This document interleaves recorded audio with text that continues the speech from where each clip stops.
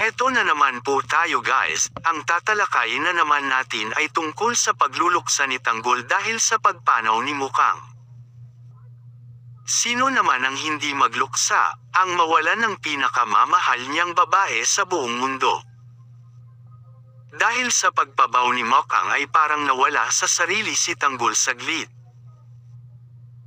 Pilit niyang dinadala ang katawan ni Mukang kahit na ito'y nakakasagabal sa kanyang pagtakas kina Ramon at sa kanyang Gaalipors. Sa sobrang pagmamahal ni Tanggol kay Mukang ay halos di na niya napansin si Bubbles sa kanyang likuran na sunod-sunod sa kanya. Maraming mga nanonood ng Batang Quiapo ang umiiyak dahil sa nangyaring pagkawala bigla ni Mukang sa Batang Quiapo. At sigurado rin akong isa ka rin ang umiiyak dyan sa pagkapanood mo sa pagluluksa ni Tanggol. At ngayong wala na si Mukang, si Bubbles at Tanggol na kaya ang magkakatuluyan.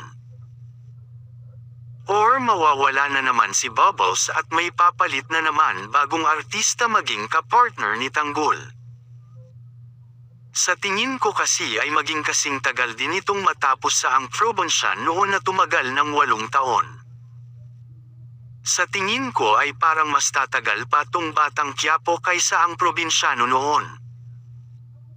Sa madaling salita ay marami pang mga babae pa ang dadaan sa mga kamay ni Tanggol.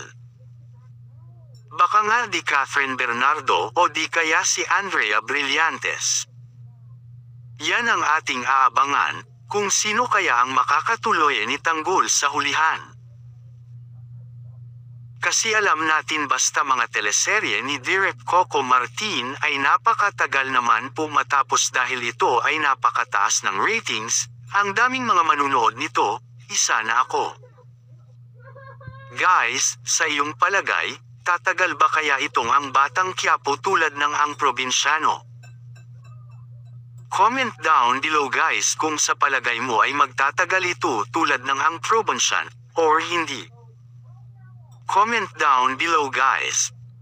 At hanggang dito lang muna ang ating topic ngayon guys.